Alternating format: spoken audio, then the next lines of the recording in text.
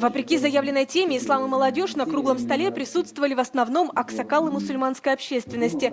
Причина для встречи – обсудить пути противодействия радикализму и экстремизму в Тюменской области. По официальным данным, 1700 граждан Российской Федерации участвуют в военных событиях на Ближнем Востоке, в числе бандформирований. По неподтвержденной информации, среди них есть и выходцы из Тюменской области. Это очень беспокоит руководство страны и руководство области.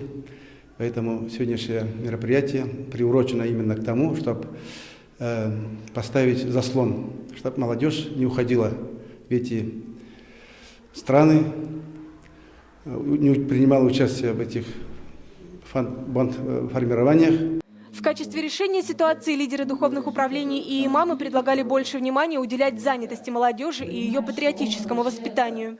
Такфиризм – это американо-израильский проект. Это американо-израильский проект прежде всего для разделения и контроля над Ближним Востоком.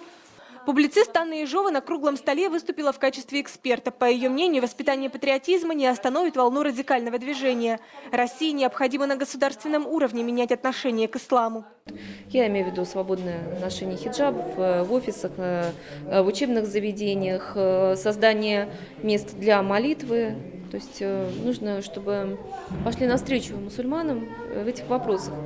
Опыт других стран говорит о том, что это не раскалывает государство, а наоборот его укрепляет, потому что таким образом пресекаются любые центробежные тенденции, стремление мусульман уезжать куда-то в Сирию, в Ирак, искать там возможности жить по шариату.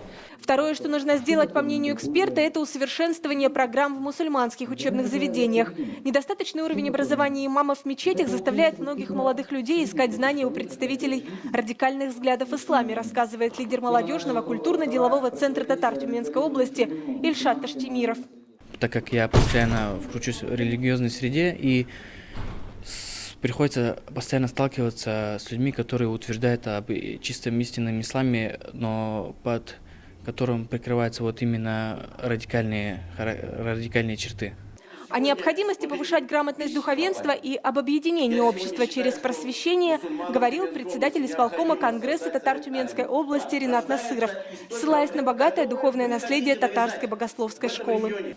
Теперь скажите мне в зале сидящие, знает ли кто-нибудь из наших братьев-мусульман, наших великих научных деятелей, можно сказать, какие книги хранятся в наших архивах сегодня, татарских, вот здесь, в Тюмени? Где труды Насыри? Где труды Марджани? Вы знаете, что они у нас есть? Кто из вас изучал это все? Предложение создать медресе и филиал Российского исламского университета поддержали все присутствующие. Итогом круглого стола в Тюмени стало создание экспертно-консультативной группы по профилактике радикализма и экстремизма среди подрастающего поколения. София Хайруллина, Рамиль Нигматуллин, ТНВ Тюмень.